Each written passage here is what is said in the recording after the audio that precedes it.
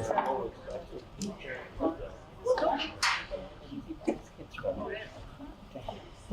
evening. Welcome to the Wyndham Raymond School District Board of Directors meeting. It is Wednesday, June 5th, 2024 at 6:30 p.m. and we are in Jordan Small Middle School Gym. May I have a roll call, please? Christina Small. Here. Jessica Bridges. Here. Jenny Butler. Here. Joey Carroll. Here. Caitlin Downs. Here. Marge Gavoni. Here. Joe Kellner. Here. Shar Jewell. Here. Mike McClellan. Here. Lily Nugent. Here. Please rise for the Pledge of Allegiance.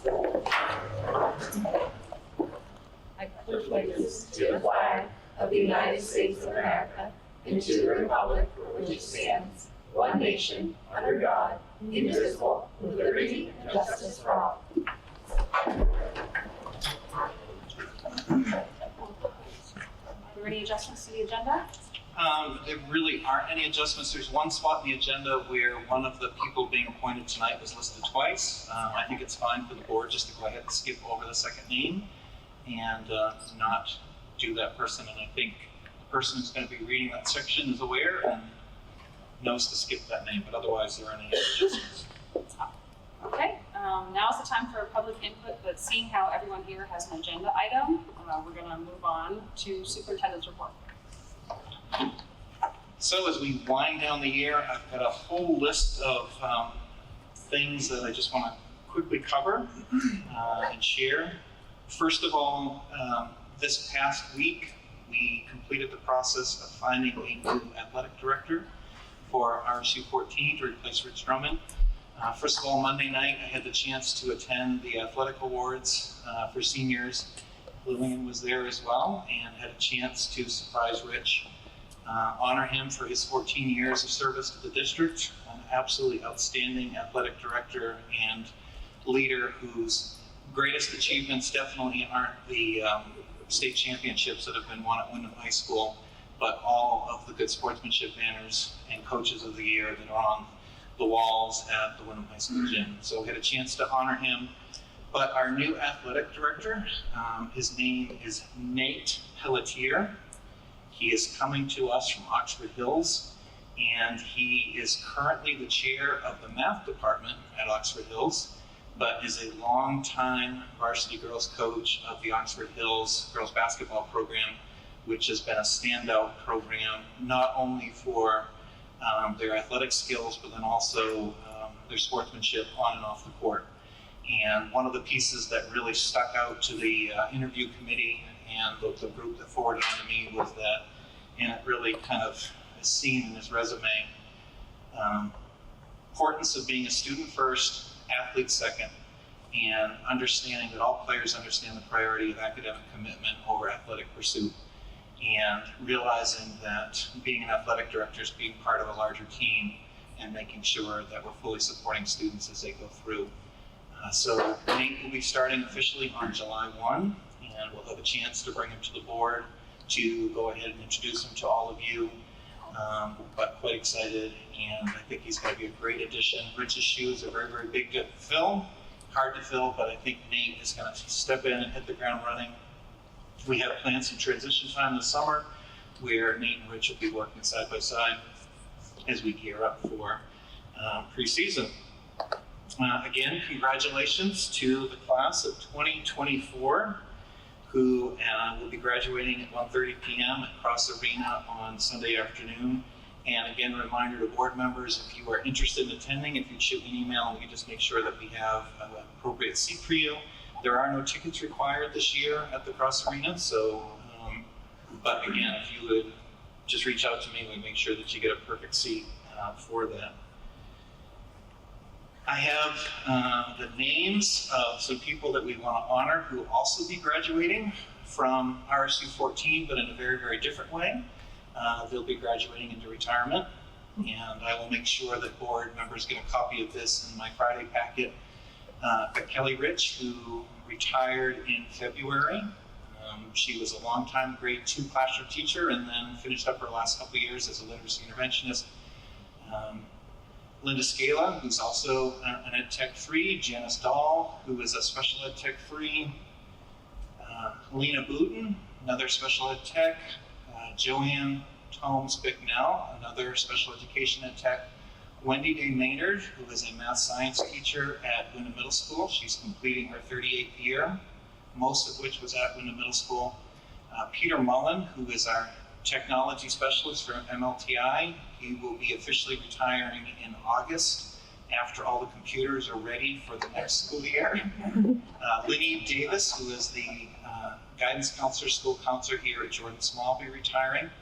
David Broussard, who is a longtime English teacher at Wyndham High School. One of my right-hand people, Terry Coolidge, who is the executive assistant to the superintendent. She will be done on July 1. Kim Dubé, who is a longtime special education secretary and who also was my assistant in 2011, kind of coming full circle here again, will be the new executive assistant to the superintendent, supporting board members as well. Jack Hedrich, who is our payroll specialist. Jack is retiring, and Lori Fabrizio Bowen, who supports payroll and HR in our office, will be taking on that position. And then Deb Duchesne, who's one of our bus drivers in transportation. So some great longevity here, some great longevity with the district, and we wish all of these people well as they head into retirement.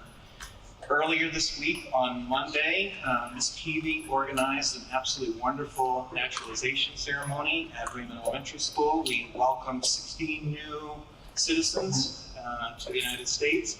We had a wonderful keynote speaker who spoke of her own journey of naturalization coming from Canada and becoming a U.S. citizen. Jody did an outstanding job welcoming our new citizens and talking about her experiences.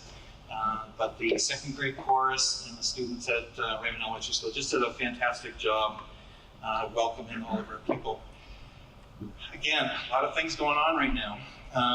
Westbrook Vocational had their graduation the other night, and one thing that was exciting for me after attending those events for a number of years is the number of Wyndham High School students who are recognized in awards this year. I know in the past we get a few, but I'm going to run down through these quickly. Chris Broderick Award, Josh Saunders for Wyndham Embark CTE Scholarship presented by SMCC, Evan Emerson and Noah Maines. The Melmac CTE Scholarship going to Randy Merriman. The Joseph Goodwin Memorial Scholarship going to Patrick Barnacle.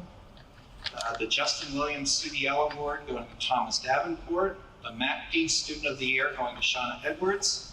Maine Blue Collar Scholarship to Christian Harvey. The Napa Tool Award to Reed Hansen. Outstanding Student by Sending School, Shauna Edwards.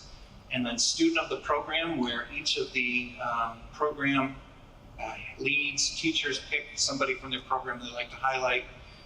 We actually had 5 kids from Wyndham who were highlighted for the top of their program. Hasina Hashim in Building Trades, Josh Saunders in CDL, Chloe Harmon in Criminal Justice, Deanna Cooper in Firefighting, and then Shay Cummings in Heavy Equipment. And then a toolship awarded to Nathan Allen, and then the Westbrook Women's Club Scholarship in honor of Jean Thomas for Shauna Edwards. So just a great, great night for our kids being recognized in vocational trades. Also tonight, we're going to be graduating Mike from the board.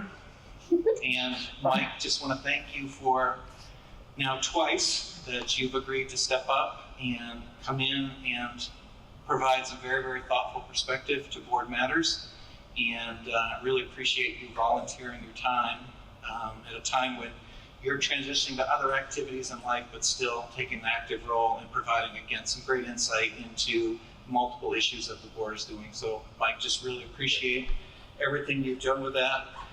Tonight, Katahdin held their graduation. 6 students graduated from Katahdin. It was a great time with the Katahdin staff. Having a chance to honor each of the kids and their journeys, and off to a great, great start. It started the night without power. Power miraculously came back in time with that thunderstorm coming through, and it was a great, great night. Lastly, we have one other individual for the board that we need to recognize tonight who will be graduating on Sunday. And I just want to say a huge thank you to Lillian. The board has a gift for you for your service and the time that you have and the insight that you provided. I had the first chance to get to know Lillian, actually one of the board morning dine and discuss, having breakfast. Had some great questions. We had some follow-up questions. She interviewed to become the student member of the board, and she's just been an outstanding asset to the board. And she is going to go on and do some great things after Wyndham High School. And I just want to thank you for everything that you've done. Great. You sure you're done? Yes. Next up is board roundtables. Anybody have anything they'd like to share? Go ahead, Jen. We had our adult ed advisory board meeting yesterday, and Tom gave his report, and he shared the news of a new staff member joining the team to replace the evening secretary.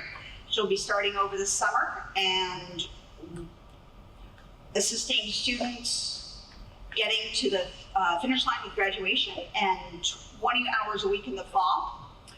The coordinator updates include that there will be somewhere between 17 and 21 graduates and 11 or 12 actually doing the full ceremony. And it's okay, not everybody chooses to do the ceremony. It's different for different people, and that's okay. The ESOL or MLL, English as a second language, multi-language learner classes are continuing to be in high demand. There have been 2 new teachers hired to start in the fall. One is going to be remote and the other is going to be in person. The college and career access, they've had 4 graduates already enrolled in the free community college, and another is going on to college in Massachusetts. 10 students will be engaged in the college prep classes, both here in Wyndham Raymond Adult Ed, and at SMCC this summer. 18 people have taken the high stakes workforce certification testing at the facility. 16 others have received career guidance and job search resume writing services. With enrichment, Sue Colley let us know that things are going very well, and comparisons for both enrollment and revenue are up significantly. For school year 23 compared to school year 24, they have increased in registration by 22.3% and revenues up by 57.3%. Graduation is June 13th at the Wyndham High School auditorium at 6:30. Everyone is invited to attend. Senator Tim Nagel will be the keynote speaker, and the student speaker is Rachel Dowdy. 2 scholarships will be given out, one from the town of Wyndham and the other from CMCC. Sue shared a summer flyer that she has, and there will be a few in-person classes, but there will be many virtual ones. And if anyone has any ideas for future courses for adult ed, whether it be this summer or in the fall, please let them know.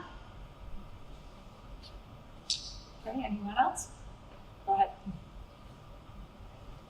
I just want to start off to say that Mr. Howell presented an amazing speech during the athletic courting ceremony, and it goes without saying that all the students at Wyndham High School will forever remember Rich Drummond and be forever thankful for him. Like, everyone will miss him so much. And I'm so excited, and everyone's excited for his new career, and I hope he does good. This Friday is also class day. It starts around noon. It was kind of just start up the energy for graduation. Anyone is welcome to attend. There'll be performances from students and some gifts presented to admin. And I just want to say thank you to everyone on the board and the community for welcoming me with open arms. I didn't come here really knowing much, and I'm forever grateful to kind of take that knowledge with me for college and beyond. Anyone else? Joe? Just a few quick things. First, I learned yesterday that Dr. Rick Nickerson had an arrangement that he co-authored, published nationally. It's available for choral groups around the world. So congratulations to Dr. Nickerson for that. We got to witness today a cool tradition that I didn't know about, the senior walkthrough at Wyndham Primary School. It's like, that's so cool. And just want to certainly say congratulations to the class of 2024. It was a huge class. It seemed like it was never going to end, but it was neat. I also want to say, Mike, it's been a pleasure. I was disappointed to learn that you were stepping off the board. I've really enjoyed working alongside you, and Lily, and to you as well. Congratulations on your graduation, and thanks for your service and support. It's great stuff. That's all I got. Thank you. Anyone else? Okay, we will move on to committee reports. Finance? So finance has not met as a committee, although I think all the meetings that we've had talking about finances in the last 3 months feels like we've met for the last 6 years. So look forward to starting up again in the fall. Okay, facilities? Yes, we met May 9th. We went over a lot of what Bill has planned for this summer. I think one of the bigger things is they will be starting the parking lot expansion at the Manchester Elementary School and formalizing the bus route. This is a first try. This is not a finished work of art, so to speak, but at least it'll be a lot easier and a lot nicer to park in there. He had there's a lot of other things on here. There was things going on at the Wyndham Primary, a boiler replacement, Raymond Elementary School, again, is the water system upgrade, which we're well aware of has been going on. Electrical system upgrade, main hallway carpet replacement, boiler replacement. That's going to start. It'll go forward, not necessarily all this summer. The same thing at Wyndham Primary School. Again, there is the issue in the gym, as we're all aware of, and the reinforcement for the replacement for the roof. So the floor in the gym cannot be fixed until the roof is fixed. There's some lead-based paint abatement in the ceiling work that will be happening. Wyndham High School has some lighting upgrades, some emergency lighting. We had quite a discussion about exterior door replacements in some locations. Some of them are getting very tired, so to speak, and need to be fixed. And there's some work that had to happen at the treatment plant due to all the rain that we had earlier on. So they had to do, there's some ditch edge enhancements that have to happen.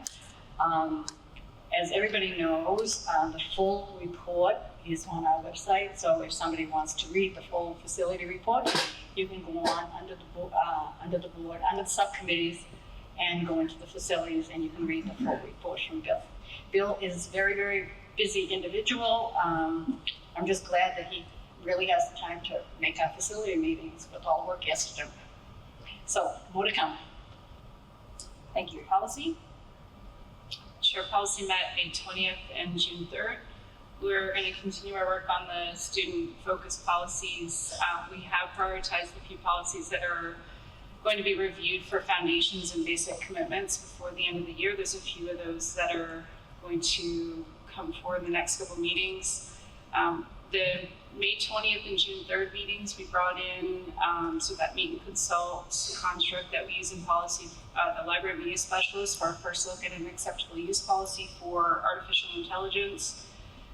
And we also met with the Director of Student Services, Lisa Garneau, regarding her expertise in suggested legislative changes to the use of physical restraint and seclusion and new policy nomenclature JFABD, be a new policy for us around education of homeless students. So that came out of our audit this year. So she brought that forward to us. We took a look at that one, so you'll see that one for full board review shortly. We've continued our work on the substance use regulation and the tobacco policy. As you know, we've been working away at that with a view to align the regulation aspect. So we've opened up JICHR that we just reviewed as a full board. We've opened that one back up, and we'll bring a finalized ADC tobacco policy and a consolidated substance use regulation, including the tobacco interventions for you to look at.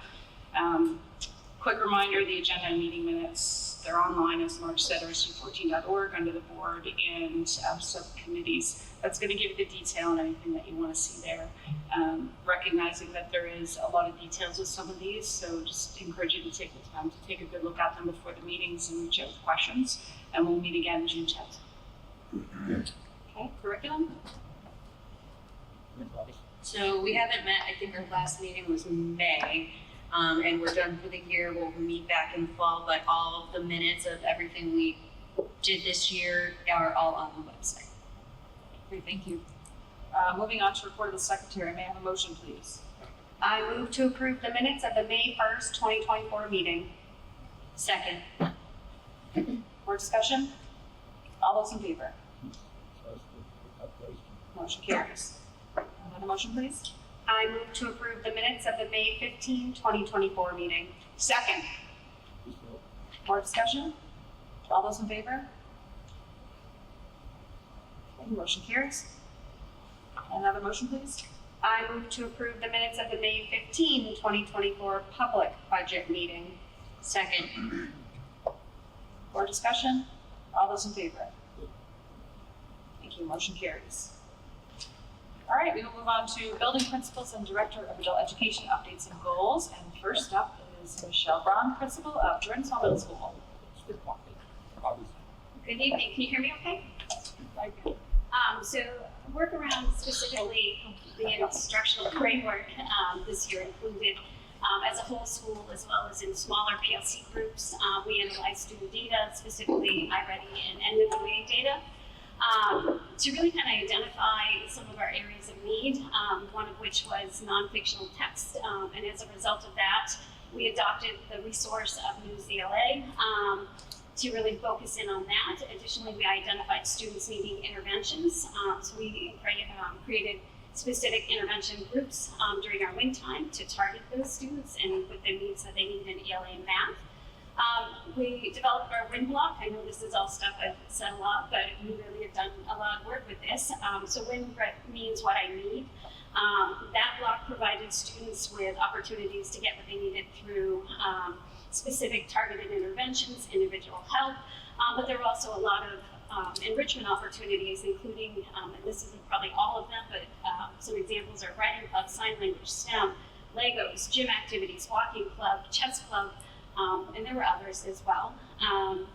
We had academic advisories on the first day of every week, which obviously was usually a Monday, but that was when the advisors would check in with each of their individual advisees to really look at their Infinite Campus, their Google Classrooms, their email, to really identify where they need to be focusing on the week, during the week, and set goals.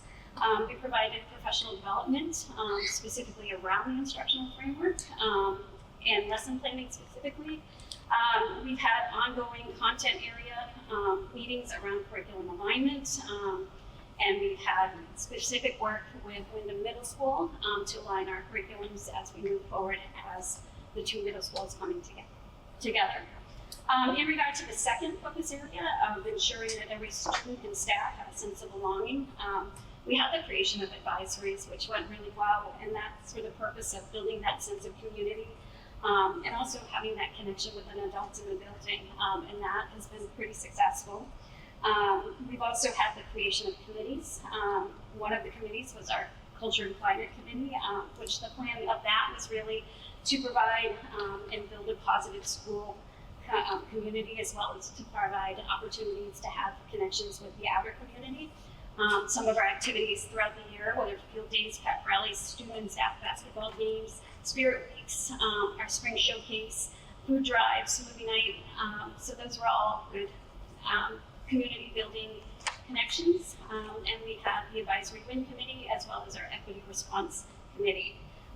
Plans for next year is to work both with Wyndham and Manchester to discuss, document, and align the district curriculum.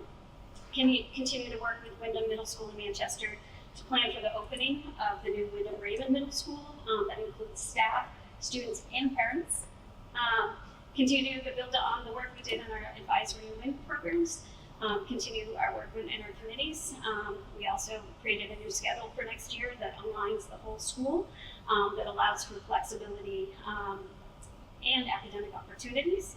And then next year we'll also be piloting the BAR program with our 7th and 8th grade. Any questions for Michelle? Thank you. Bye.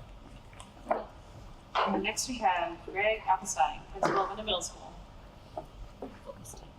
Thank you. Ditto, and as the kids would say, same. And I just want to add a few things to that, and Michelle has touched on that idea. We did some PD with our folks too, as far as helping them remember what the instructional framework is, and then we also introduced them to a lesson plan template that was created, I believe, by Vanessa, or a group of people that kind of really aligns really well with that instructional framework. And as we did our observations this year with our walkthroughs, we were looking for evidence of those kinds of things going on in students' classrooms. And ultimately, when we did our observations, we tried to look for a connection between the framework and the observation tool that we use. I think we've all agreed as admin, we've got some work to do in that area to get them to be a little more connected. And I know that that'll be part of future conversations as well. And Christine and I have had a preliminary conversation about some of the other PD that we did this year with the regulated classroom. If you're familiar with that, you may have heard about that. And she and I had an opportunity to sort of just brainstorm a little bit about the connections that we see between some of those interactive activities to help kids become a little better regulated in the classroom. And we see some connections between that and the instructional framework and the lesson plan template, so that it's not more work for teachers to do, that it connects and dovetails in with the work we're already doing. So that's what I wanted to say about the instructional framework.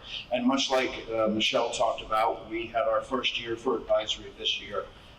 And I could talk about the pumpkin decorating contest and the door decorating contest and the work that we did with all of our 8th grade students and helping them to become a little hopefully more aware of our 4 core values insofar as the way that they treat each other in the hallways. We did get a lot of mileage out of that. We did a lot of that work in the winter months. We also had a couple gatherings, as Michelle said. I think we met 3 times this year with the staff, both staffs together, the whole staff together. And we certainly have our ideas and thoughts about how that might look next year as we continue to move toward the opening of the new school. And of course, connecting with 5th grade at Manchester is definitely a goal that we have for next year as well. What else can I say?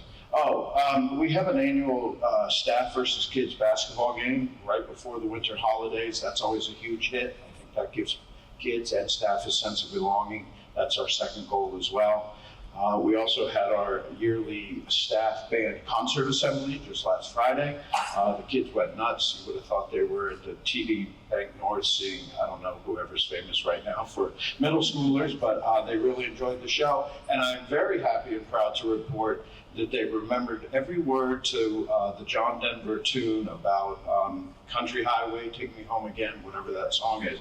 I was astounded that many students of this generation word for word that song. So kudos to all the parents and grandparents watching and listening. That was a nice moment for me, and it certainly was for them. We brought back dances this year. We've had lots of field trips. Our entire 8th grade will be out of the building tomorrow. Hopefully not too much rain in Salem, New Hampshire. And we've had the pleasure and the honor and the opportunity to attend our project-based learning public exhibitions. That's been going on this week. We had a few previously as well. And that was one of our main building goals, is to make the exhibition more public. And it was great to see parents in Field Allen last night. Tomorrow we're back out there again with our other half of our 6th graders. So those are some of the things that we've done this year. Questions? The next time you come back to give an update, because we've had the altitude program for a little bit now, can you give us an update or possibly even bring whoever's kind of like leading that thing so we can get a little bit more information as to how that program's going, the benefits of it would be great. Yes, and your timing is perfect. We're having a meeting tomorrow where we're taking a look at the selections for next year, so I'll certainly learn much more about the kids that we'll be servicing next year, and we can certainly add that to an agenda. I would assume I just see any of you to get on the agenda. I would like the altitude folks to be here with me because it would be their show, quite frankly, but I can definitely arrange that. That would be great. Yeah. I guess we agree. We'd like to see them. Yes. Anyone else? No. Thank you. All right, thank you. Next up, Danielle Dunny, principal of Manchester Elementary School.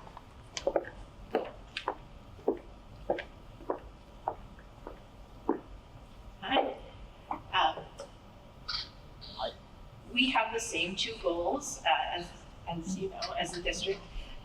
We like to talk about our goal number one first is the belongingness goal, because we try to be really purposeful about that, because without that, nothing else flows. So digging into the equity goal in the strategic plan, we sort of unpacked it this year to talk about concretely how do we help students, family members, staff, community members really feel a sense of belonging in our community. So we've done a bunch of things that I'll just highlight some. Last year, about this time, and then again in the fall, we brought in regional expert guru, George Conan, to teach us, to model for us, to practice for multiple hours with our staff how to do restorative circles.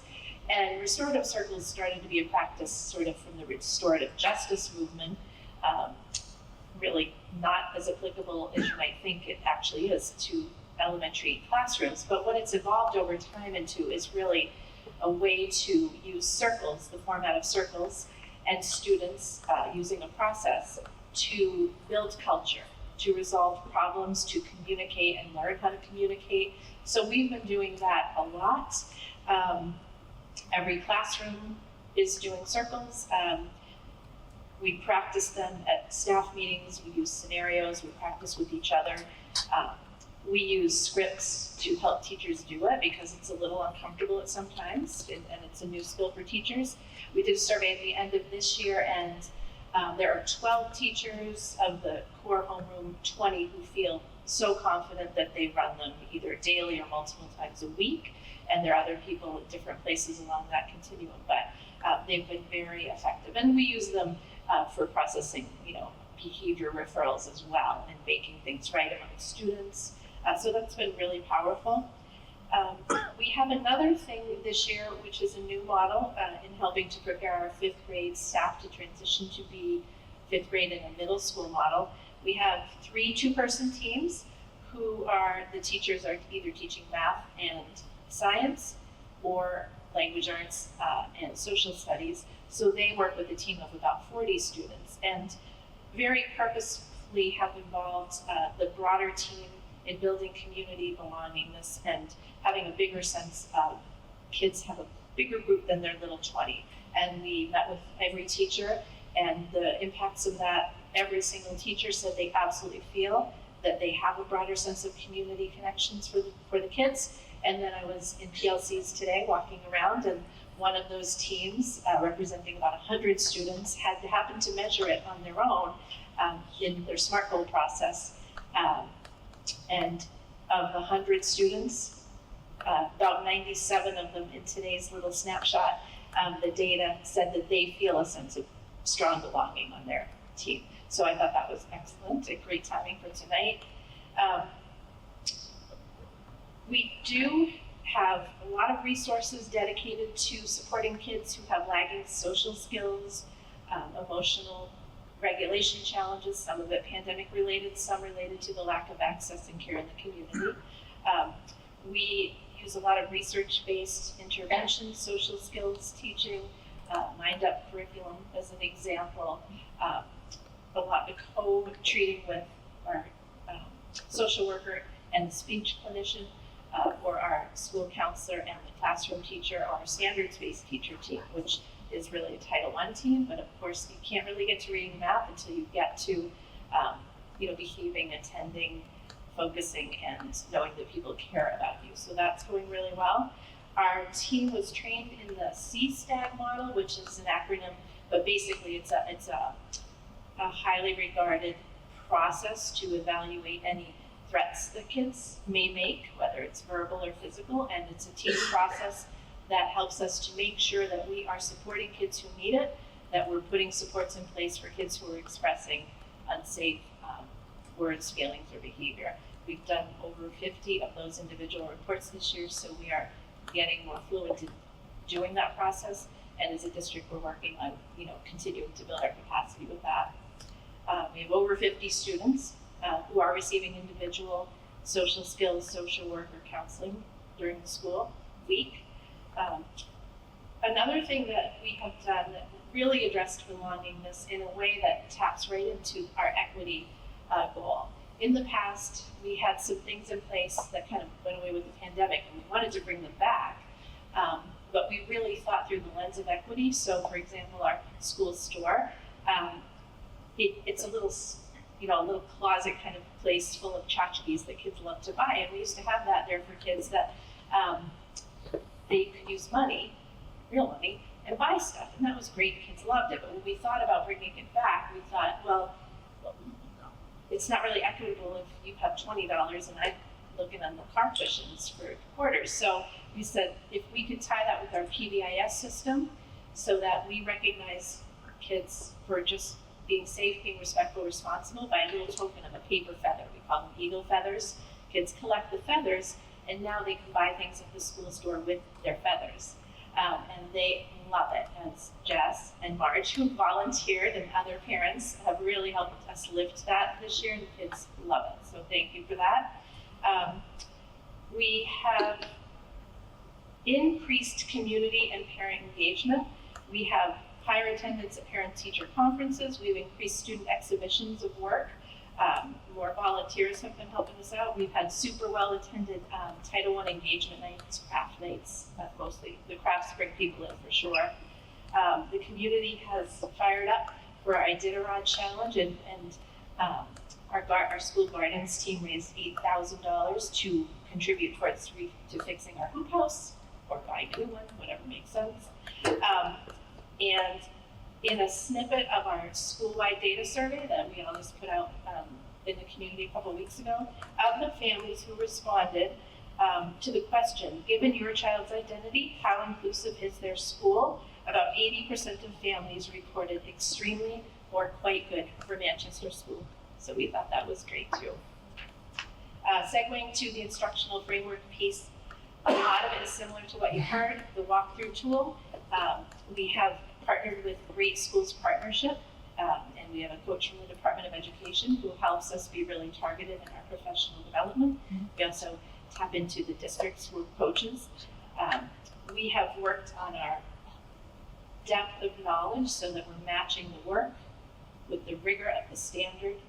That is a long process with every bit of curriculum work we do. That's going to be ongoing. The framework work for us will be years of work.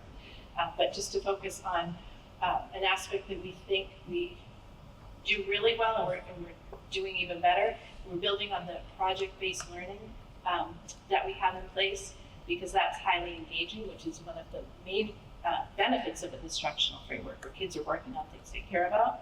Some examples were the 100 Hits Home project for 4th grade, where students explore local and global food insecurity. The 5th grade Market Day economics unit. The space travel research, which is a science 5th grade unit, and the Plant the Moon project, which I'll talk about in a minute. That's a new one. Our challenges, as I mentioned, given the lack of access to community care and ongoing pandemic learning loss, we really do we are working super hard to help kids to meet the social, behavioral, and academic expectations at 4th and 5th grade. It's a challenge, we're rising to it. It's a lot of work, and we appreciate your support in providing resources to help us do that. We continue to monitor our subgroup data for special populations, that's students with disabilities, experiencing homelessness, low SEL, and new Mainers, because those pockets of data tend to be lower in our scores. We have a challenge hiring, retaining, and filling staffing positions, and we have fewer applicants and an increase, unfortunately, of some staff transitioning out of the profession and or going to other districts.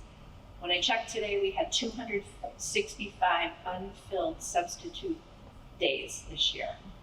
So what that means is we are pulling from Title I to cover for basic safety or classroom coverage. That's a significant thing that we're facing. But I'm going to end on a high note, back to the 2 original goals. Initially identified in the winter of 2019 as being on an action plan because our math data was poor and had been for quite a while. The district wasn't great in that way as well. We embraced a new math program. We've worked really hard right through the pandemic and through to this year math literacy and attendance data, and we are off our action plan. And our leadership team, I know finally, right? Our leadership team was recognized by the state as being a model for other schools' leadership teams in the work that we've done, and we've been invited to a conference in Augusta to speak about that. And as a testament to parent support, teacher collaboration, and the passion to let kids try new and challenging projects, a parent brought a project to us this year that we'd never heard of before. That was the Plant the Moon Challenge for 5th grade. 2 teachers collaborated together. Becker brought the project to us. It's through NASA, and teams of students go through this rigorous research-based and innovation cycle.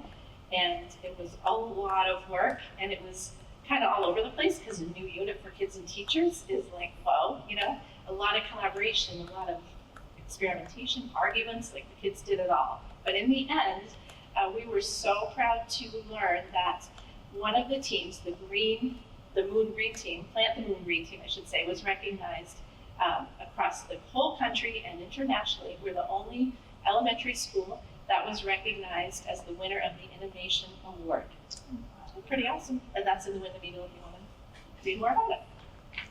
Jack, questions for Danielle? Go ahead, Cheryl. It's not really a question, but just a comment when you were talking about the feather in kids being able to buy stuff, and it like zoomed me back a million years ago to when I was in kindergarten in this very school. The kindergarten teachers had a program where you could collect dried beans for behaving yourself and getting your work done and following direction and all that good stuff.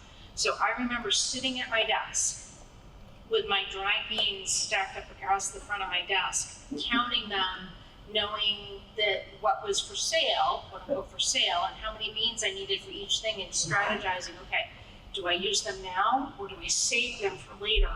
And trying to figure out what I wanted, and so you like just totally brought me back, so thank you for that. And it's interesting how old things become new again. Absolutely. Anyone else?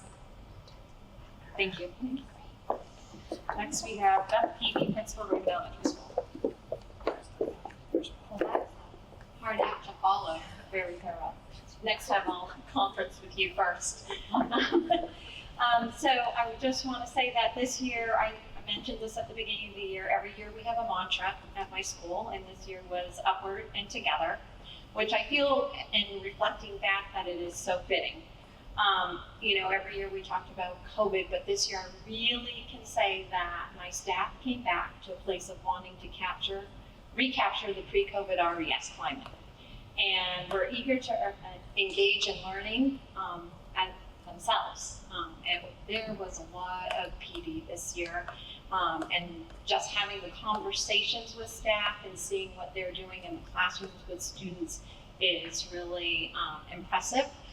Because I think they're really taking ownership of students and also finding that joy again in being educators in the classroom. We, as everybody else, we're working on the instructional framework, which has lent itself to a lot of PD work this year. Math coach Casey Dubay and literacy coach Jessica Melcher facilitated Wednesday PD sessions all throughout the year on teacher clarity modules by Douglas Fisher and Nancy Fry. The quote highlights the focus of the year. When learning is organized and intentional, and when the learner knows what he or she is learning, great things can happen. And that is what we're really striving for, is to really get back to students owning their learning, have a voice in their learning, articulate their learning. And that's been a little bit of a challenge, because how do you do that with a kindergartner? But to sit with a kindergarten teacher today and discuss how our students are able to articulate what they're learning was just, you know, like we have done full circle. And there's so many different ways. And, you know, some of the conversations throughout the year is learning intentions or the target of the day is not necessarily posting it on the board for me. it's about articulating it throughout the lesson for students, bringing them back to what the purpose of the lesson is. And so we've worked on that throughout this year so that it becomes more natural for teachers. And in some of the conversations with the end of year wrap-ups, I've had teachers say that it helps them to really focus on what the importance of the lesson is, so they don't get lost in the other things that take up the time. When they can do that, it gives you time with your students, and it aligns with our standards. In March, Wyndham Primary School and RES combined staff for a session on monitoring to take action. So our teachers tracking evidence of students meeting the lesson learning target, and our students self-monitoring their progress toward the lesson. And so that's some of the work we've done also with our professional development. So we've talked about success criteria. How do students know how they move forward, where they are, and goal setting for students. So some of the work we'll continue with next year is creating what's called stars and stairs.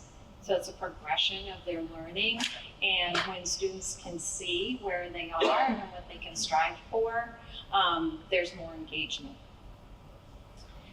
The March PD was catalyst for facilitating additional sessions with focus on effective feedback. We have had some very engaging and just informative professional development around effective feedback. What one would think about pairing good job with how you're doing your math problem, what we've learned is that you can't, if your focus is on the process of what they're working on, you don't necessarily want to pair a positive good job, because then it becomes a self-reflection versus a process that they're working towards.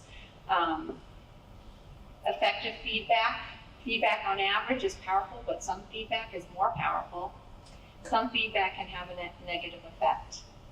And we are learning the three different phases or types of feedback that is the most powerful and has the highest effect size, and that's research through Hattie's. And so it doesn't come natural.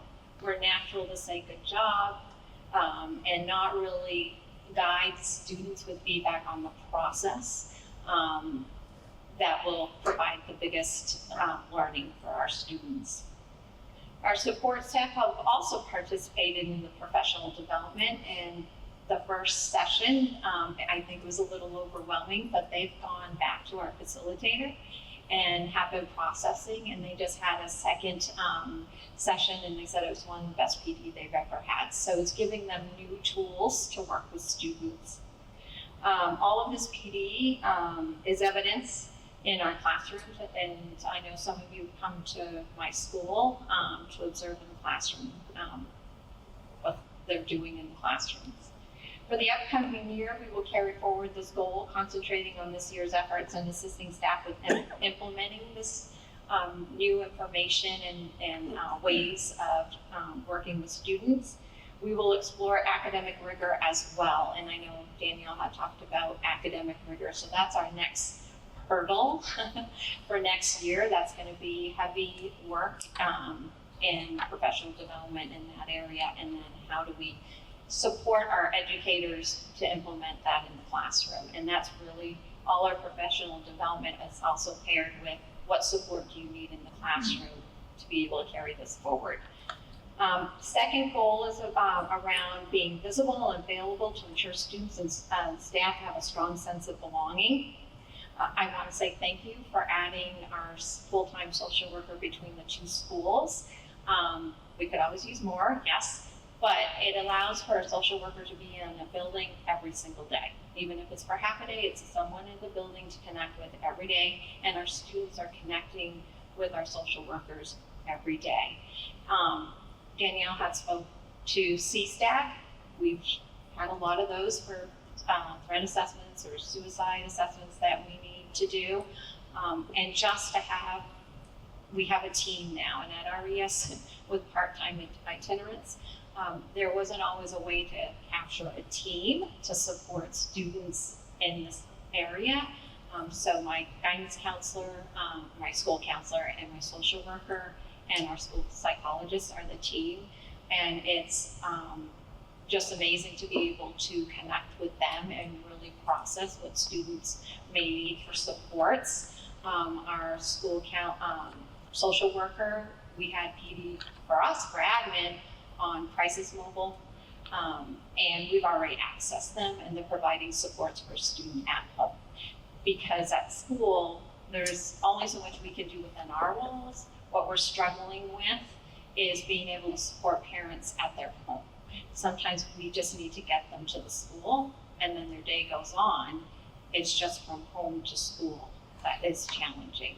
And this Crisis Mobile has provided that support, has put some supports for the family.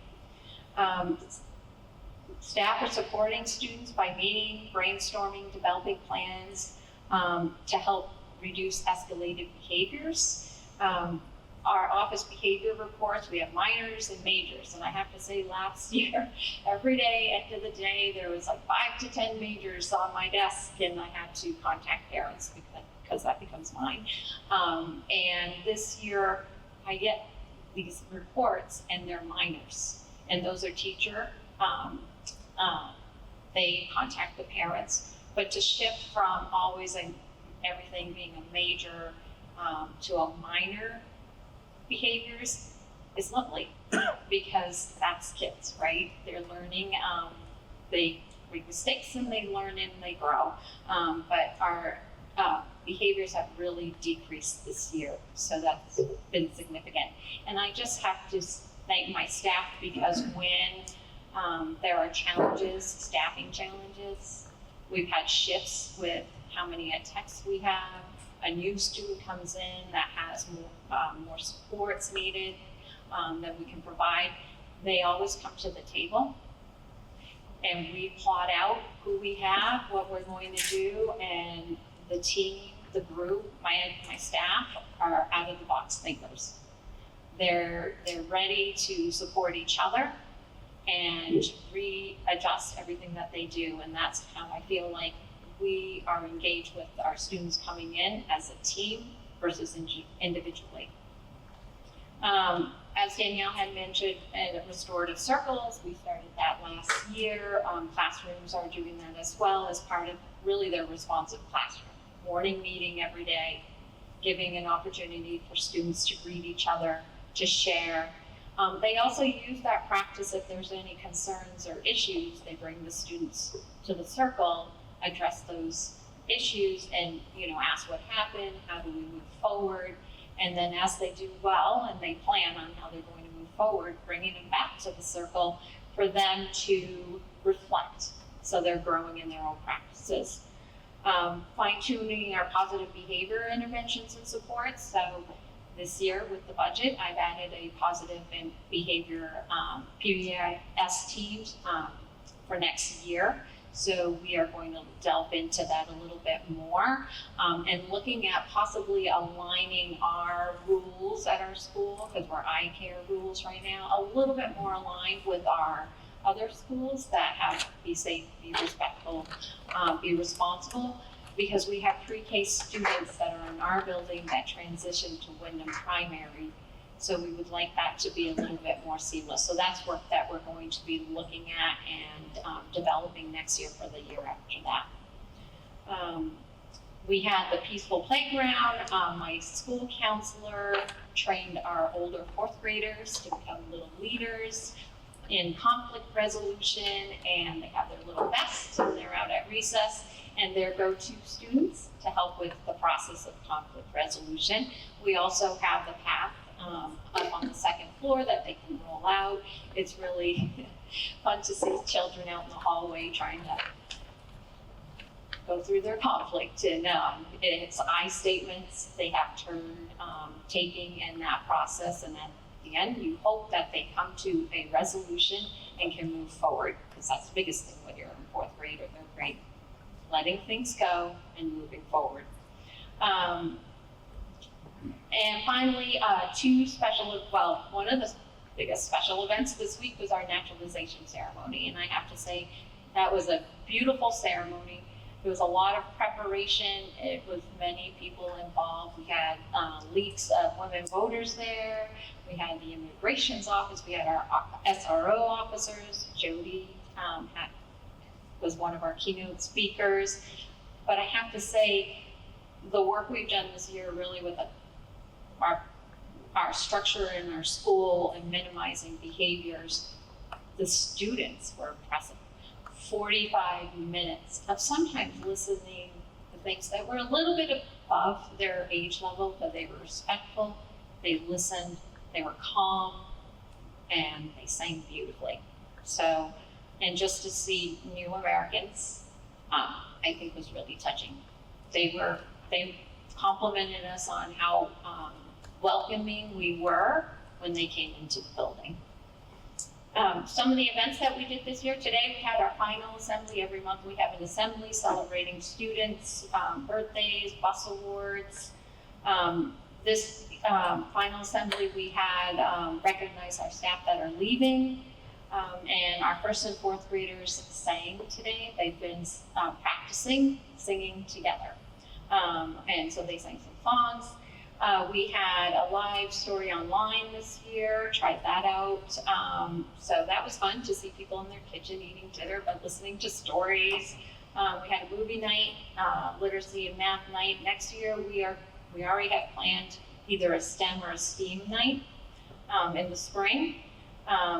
Also, with Christine Bertinet, we've been collaborating with Heather Martin, and Tupasa, who has some of our pre-K students, and A Child's World, along with our RES pre-K teachers, just to connect, look at our learning progression, report card, planning, just making them feel like they are part of RES, even though they're a little bit on the outskirts of their daycares. And next week we have field day.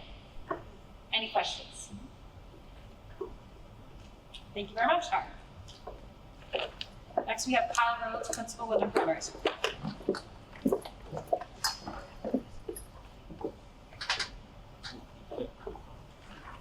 The last time I was at the Jordan's Home Middle School gymnasium, I was a lot younger playing pickup ball, so this is a little different experience for me.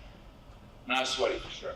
But I thank you for the opportunity tonight to talk about Woodland Primary School. I'm going to try to kind of highlight some recent events because it feels like I've shared about both of them times this year, and I want to make sure that a little bit ahead too for it. Our first goal, this is going to sound a little repetitive, was around the instructional framework. Some of our recent work with that is some really exciting work that showed some great collaboration with the Ready Classroom people, which is our math program. One of their professional development helpers has this big time in our building, and we've had the opportunity, a group of teachers and administration, along with her and Casey Bear, our math coach, to do learning walks. We have a protocol, and you have some look-fors that you're actually looking for in math instruction. We've done May 1st and May 17th. What's helped us really accelerate for us is what our needs are as a school as we move forward with this math program. And so it's helped us already start to identify what are some key professional learning opportunities to provide our staff in the next year. Specifically looking at how do we help our learners explain their thinking around math.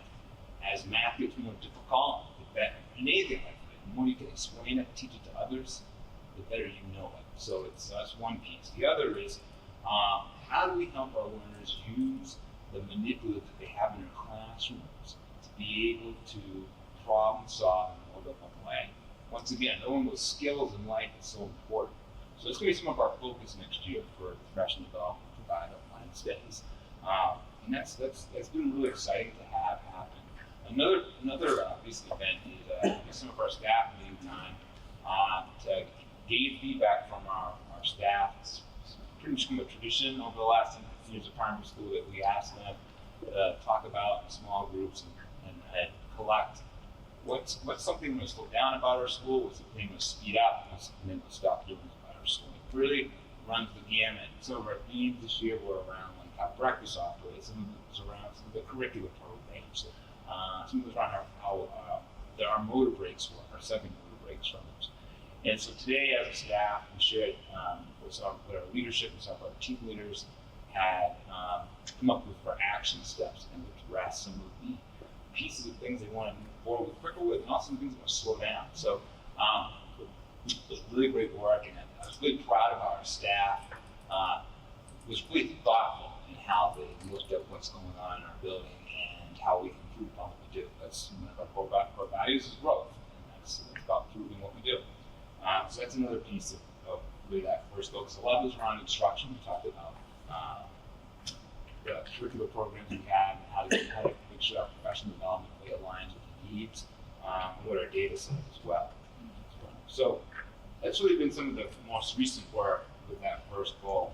The second goal is around sense of belonging, and there's been two key components that one's been our work around diversity, equity, and inclusion, and we have a committee with that, and I'm going to speak a little bit more about that in a moment when we talk about what's next within the primary school. What I'm really excited about to talk about with the second goal, though, is some of the community opportunities we're providing within the school day or outside the school day. We've had field days, those kind of traditional, but the amount of support we've gotten from our volunteers, our parents, people who just are somehow connected to the primary school has been amazing. And we've had such great success with our clubs this year that you can't really come up with demand, which is great. Like there's so much, just interest in certain things, from magic to games to STEM classes, space club. And so that's been really fun. Along with our Obviously the Mind program, which continues to grow and continues to do so well. We had a team from our school once again that qualified for Worlds, a team former Wyndham Primary School, but now at Manchester Middle School also qualified for Worlds as well. We had over 50 of our learners compete this year at the state championships. So that, once again, those things happening outside of school, which are inside of school. For example, on our Wednesday, we really looked at how to, just like Michelle was talking about, and with Greg's school as well, talk about how we have those whatever I need times, and really look about what are some key learnings that needs to take place in the course of the school day for a child to be successful. But yeah, there's a lot of that going on. Some of our after-school events that we've had recently, we had a family fitness night. That was new for us. I wasn't able to attend because of conflict with my child at her events. However, the feedback on that was positive and something we're going to look forward to doing again next year. And we've got some ideas too, looking forward to next year around our Family Academy, still part of our Family Academy programs. We have approximately once a month a after-school or early evening event for families to attend, learn a little bit more about our school, have some fun doing it. It's how can we showcase our potentially some of our other areas like art, music as well. So that's exciting thinking about. I want to end with this. Something I wasn't very familiar with until just recently in April. And the only connection was I knew that our high school had joined Building Assets Reducing Risk, the BAR program. And I believe they're going to be in their second year this year. And an opportunity came available. And I believe Jordan Swamp Middle School taking advantage of the same opportunity for BAR, Building Assets Reducing Risk, to become a school and implement the program. It's a short timeline to write a grant, to get funding through the state of Maine. Happy to say we were able to do all those steps, jump all those hoops. We presented to staff today our plan to move forward with our first year of implementing BAR, which really fit nicely with the district's strategic plan around equity and just really our mission of success for all. So we come up with some training that, as I hear more and more about it, get more excited about, and also coaching along the way. We're looking at it as a 3-year plus journey, and in the last week I've learned a lot, because since we got approved, and now that we have a contact person with the BAR program, we've had a couple of opportunities to have the youth lessons on Zoom and provide us some more resources to prepare us for the trainings of back fits so well with our core values of our school. It's a continuous growth model. One of our core values is growth. It's about acceptance of all, and that's one of our core values. And all of their, one of their pillars is that there is teamwork. That it's all about collaborating. And once again, one of our core values is teamwork. And I know that just from all my time in the primary school, that we'll use this program to be creative in how we implement it, just like we use some of our core values. And it's going to be for the learners and for their success. So that's my hope that I'm going to share with you. But that's going to be a 3-year plus journey, and I'm looking forward to getting us started. Thank you for your time, and I'm glad to try to answer any questions. I think we're all set. Thank you. You're welcome. And next up is Tom Nash, Director at Adult Education. I also have hard copies of my reports, so those are the visual ones, or I was worried that it's easy to follow along. I'm glad I remembered my reading glasses. Sometimes I forget them, or I forget that they're on my head. So I happen to, which is a good thing. And I'm not going to break into John Nickerson. So don't worry about that. With our school focus on the District Goal 1 alignment, we use the Teaching Skills That Matters framework. That's something that's been very successful with our adult education students and adult education students around the state. One of our teachers is the lead trainer for DOE on that. And then if we're working with students on the high school completion level, we have very few students that need the high school diploma. Usually someone that comes to us that might need 1 or 2 credits. And we can put them in an online program or do some one-on-one tutoring. So we just make sure that the curriculum they're using is aligned to the college and career readiness standards, and the online program we use is aligned to that. We're going to continue to provide some teaching skills that matter PD to the new teachers we just hired. We have one person who's going to be teaching remotely for us from near Muscata. So that'll be interesting to see how that works out. And another person is a recently retired teacher from the area. For a sense of belonging, we talked about this at SEL today, actually. So, it's not enough just to provide a welcoming, safe environment. But I think we do that. I think we do it very well. But it's then once you get in there, how do you continue to foster that sense of belonging? So I think that's something that we always have to work on. We have students that come to us with varying amounts of trauma in their lives, whether it be from a previous country they just moved from, or whether it's from a classroom or experience in the school that wasn't always very positive. So we do the best we can with our training that we have to help them feel welcome, to help them feel like they belong, and that the other students in the program, support each other. I did mention today too, it'd be nice if adult education could have some support services. We can refer students out. Would it be nice if someone was there on site to build and talk to some of the students about the issues they're facing? So that's continues to be a long-term goal of ours. One of the things we do, I think I mentioned this before, we provide food for our students. You'd be surprised how many students still come to us being food insecure. It's the first meal they've had for the day, it's the first snack, it's the first item they've had when they come to our classes. So we provide food. We also give out clothing if students need it too, that's important. That helps to foster that sense of, hey, these people are here, they care about me. We put up a world map in our classroom. We have flags from 40 different countries from around the world where students come from, and they really appreciate that. One of the other things we do is, I lost my train of thought here. Okay. Well, anyways, we don't want students to feel like they're labeled as dropouts. I think they've talked about that before. So they come to us and it's kind of a lateral move. We want to get rid of that verbiage, that language in our program. So it's a lateral move. We continue to support, to promote that this is just an alternative pathway to their high school credential, alternative pathway to their future education. And being a member of the local Chamber of Commerce, I get a chance to share that thought on a regular basis. And so I think it just helps. Again, it helps when you develop those relationships within the community, when you collaborate with others, then you talk about the alternative paths that students have in their lives. We had a very successful collaborative effort with the Wyndham Public Library and the Wyndham Parks and Rec program. We offered a public showing of an award-winning documentary film on Alzheimer's called Cycle of Memory. It was very well attended. And it just shows what we can do when we work together. And the last part of my presentation, actually, Ginny already shared it. So it was just talking about the good things we're doing, the number of students we're serving. That yes, we have up possibly 21 students that will graduate. We're still working with 4 to get them across the finish line at the end of this next week.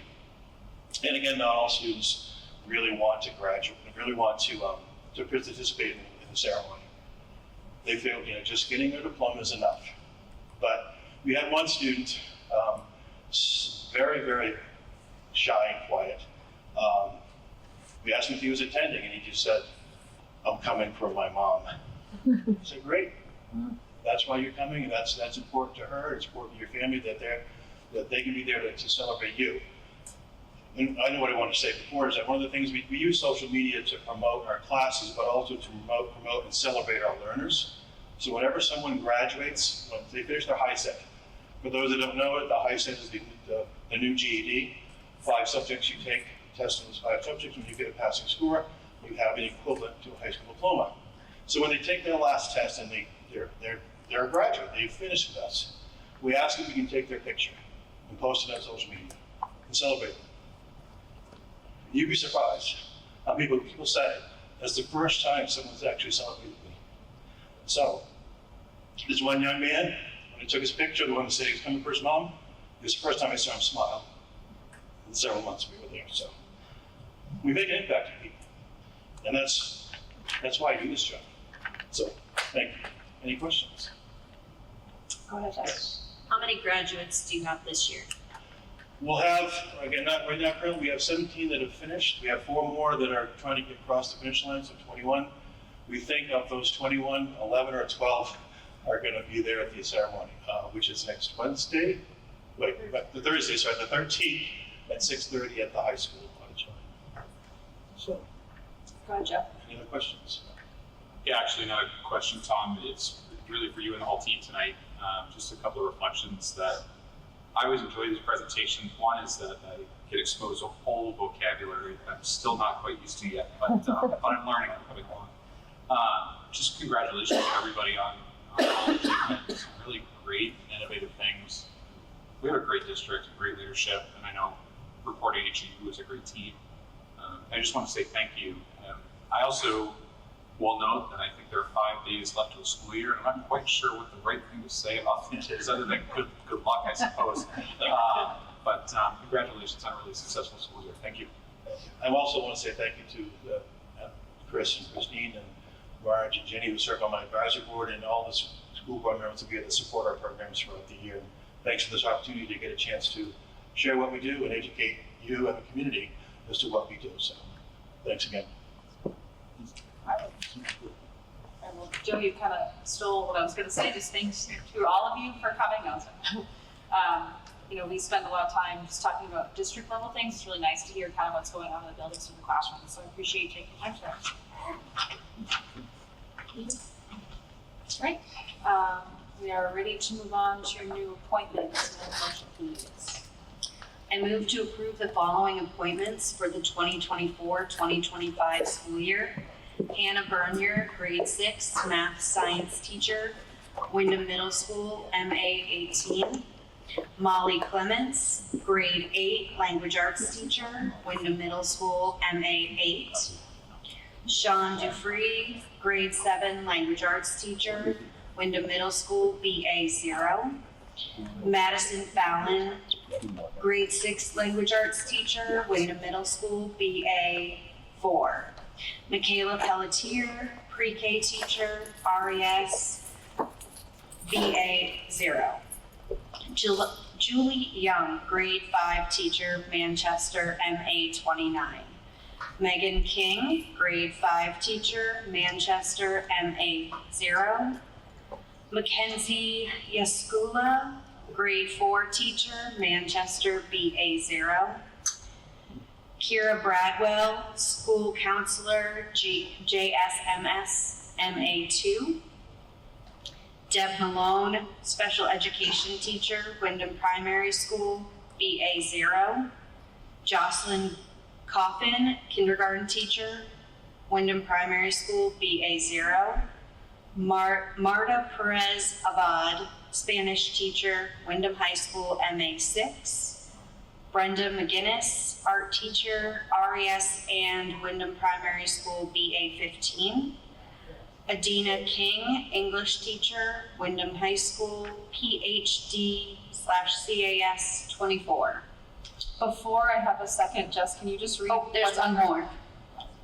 I'm sorry. That's fine. Before you finish, can you just read the salary statement? Oh, sorry. That's fine. After the last one. Lindsay Hansen, bar coordinator, instructional interventionist, Wyndham High School, PhD/CAS 17, and all of them, the salary is currently being negotiated. Second. For discussion. All those in favor? Thank you. Motion carries. Next item, teachers' second-year probationary contract status. May I have a motion, please? I move to approve the superintendent's recommendation to grant second-year probationary status for the 2024-2025 school year to the teachers listed here. Kayla Evangelist, standards-based teacher, Jordan Small Middle School. Jed Bloom, grade 6 teacher, Jordan Small Middle School. Miranda Eisenhart, grade 5 teacher, Jordan Small Middle School. Jennifer Boulot, industrial tech teacher, Jordan Small Middle School. Kirsten Chansky, standards-based teacher, Raymond Elementary School. Leanne Inman, social worker, Raymond Elementary School. Carly Miner, technical instructional leader, Wyndham High School. Jocelyn Lang, math teacher, Wyndham High School. Tess Hall, English teacher, Wyndham High School. Courtney Dawson, English teacher, Wyndham High School. Valerie Carpenter, library media specialist, Wyndham High School.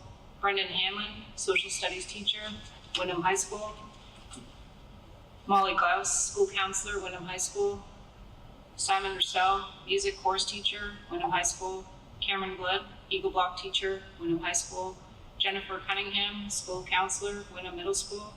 Dennis Goyette, grade 7 teacher, Wyndham Middle School. Megan Osgood, science teacher, Wyndham Middle School. Emily Gridzine, grade 7 teacher, Wyndham Middle School. Melissa Fries, grade 6 teacher, Wyndham Middle School. Mandy LaValle, grade 8 teacher, Wyndham Middle School. Adam Manzo, math teacher, Wyndham Middle School. Laura Sanborn, special education teacher, Wyndham Middle School. Alexandra Belair, special education teacher, Wyndham Middle School. Brenda McGinnis, art teacher, Wyndham Primary School. Sarah Swenson, kindergarten teacher, Wyndham Primary School. Jennifer Snow, psychologist, examiner provider, Wyndham Primary School. Michelle Palouse, grade 3 teacher, Wyndham Primary School. Lisa Burns, grade 3 teacher, Wyndham Primary School. Scott Connolly, physical education teacher, Wyndham Primary School. Nicole Poirier, grade 2 teacher, Wyndham Primary School. Kaylee Petros, instructional leader, AP, Wyndham Primary School. Eliza Halbig, grade 1 teacher, Wyndham Primary School.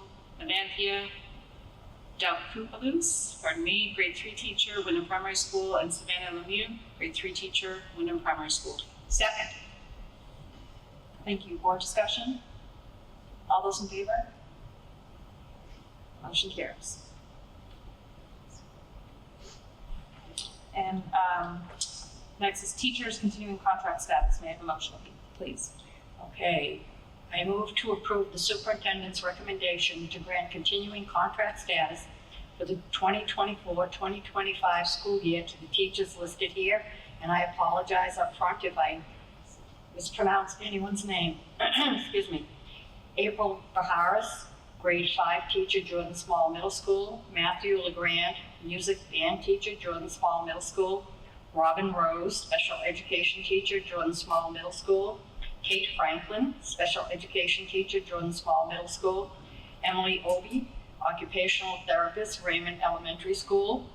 Joy Goddard, grade 4 teacher, Raymond Elementary School. Lindsay Lamson, school nurse, Raymond Elementary School. Ashley Tempesta, school counselor, Wyndham High School Katahdin Program. Ruth Murphy, special education teacher, Wyndham High School. Molly Bell, English teacher, Wyndham High School. Hillary Chase, math teacher, Wyndham High School. Matthew Zeidel, math teacher, Wyndham Middle School. Sienna Kinsley, library media specialist, Wyndham Middle School. Catherine Smith, psychologist, examiner, provider, Wyndham Middle School. Brian Casey, applied technology STEM teacher, Wyndham Middle School. Teresa McCabe, foreign language teacher, Wyndham Middle School. I'm sorry, I got the name wrong. Kristen Bollier, kindergarten teacher, Wyndham Primary School. Amy Jorgensen, grade 3 teacher, Wyndham Primary School. Ellen Walker, grade 1 teacher, Wyndham Primary School. Brittany Thoreau, grade 2 teacher, Wyndham Primary School. Crystal Turner, grade 1 teacher, Wyndham Primary School. Killian Diggins, grade 3 teacher, Wyndham Primary School. Heather Murphy, grade 3 teacher, Wyndham Primary School. Savannah Wright, music teacher, Wyndham Primary School. Pamela Johnson, speech language pathologist, Wyndham Primary School. Mary Hyde, 2/5 music teacher, Wyndham Primary School. Second. More discussion? All those in favor?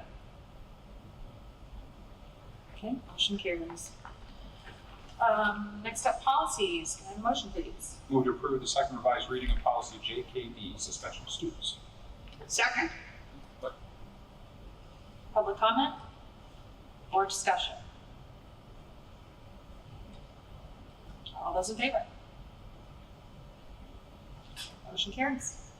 And next policy, please. Move to approve the first revised reading of policy JKE, expulsion of bulletin. Public comment? Second. Thank you. Public comment? Or discussion? Yeah, please, Jordan. Okay, so JKE expulsion of students, this policy was reviewed in 2012. We reviewed the current policy versus samples. We had a number of samples. We had one from MSMA as well as Sharpen Woodson from 2021. And they do reflect some significant changes in the expulsion law. Maine's expulsion law effective in October of 21. So although the district follows the law, it's important to update the policies to reflect the law as often and as early as possible. So top line changes here include students in grade 5 or below cannot be expelled except for violations of the Gun Free Schools Act as provided in 20A MRSA subsection 1009 9A. So that's under our roles and responsibilities, as you know. There's also been a few cross references added to the legal. So it's pretty straightforward. This is just a quick legislative update for us. Question, comments? No, all those in favor? The motion carries. And next policy, please. I move to approve the first revised reading of policy regulation JKE-R, expulsion hearing and entry guidelines. Second. Thank you. Public comment? For discussion? Jody, did you want to? Yeah, not much to say here. So again, this is the regulation that goes with the expulsion of students policy. This is the expulsion of students guidelines. This is reviewed concurrently with the policy we just talked about, had been reviewed and updated in 2012. We're adopting this regulation from Sharpen Woodson directly, nothing substantive to note in the changes. There's a legal reference, but otherwise no changes, which is great to see the regulations, which is really the procedure that we're following, to see that that was up to date. So that's great. Okay, all those in favor? Motion carries. Next up, executive session, RSU 14 negotiation. I move to approve going into executive session to discuss the RSU 14 contract negotiation with the RSU 14 Board of Direction pursuant to 1 MRSA subsection 4056D. Second. Thank you. All those in favor? Motion carries. We will be back.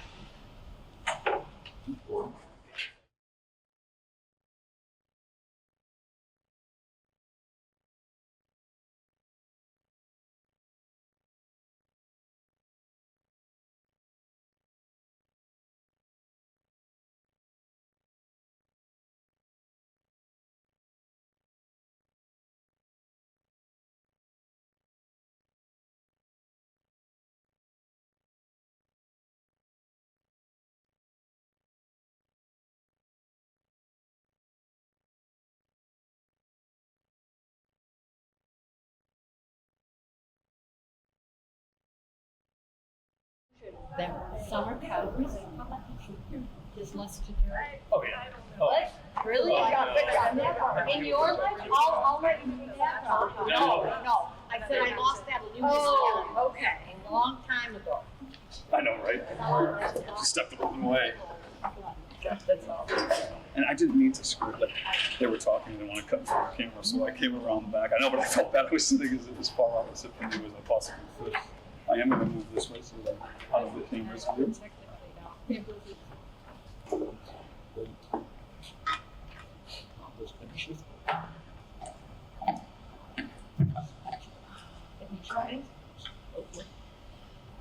I move to ratify the professional contract between the Sebago East Shore Education Association and RSU 14 Board of Directors for August 2024 through August 2027. Second. For discussion? I just want to thank all the staff members that are covered by this agreement. We as a board have great respect for your contributions to the district and want you to know that your dedication doesn't go unnoticed. All those in favor? Motion carries.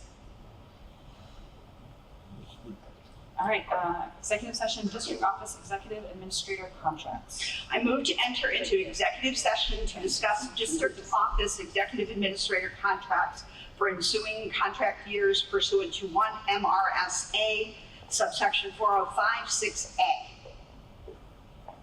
Second. All those in favor? Okay, motion carries. We'll be back again. I would go.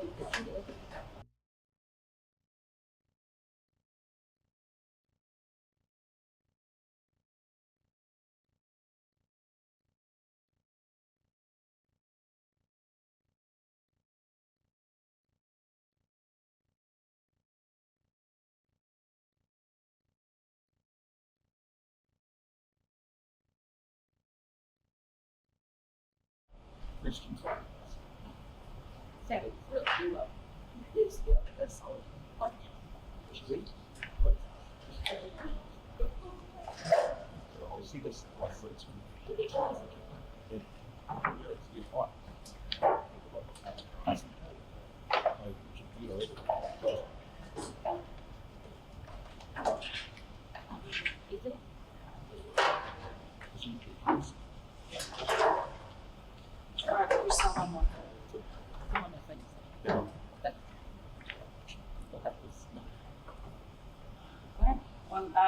Executive session, superintendent evaluation.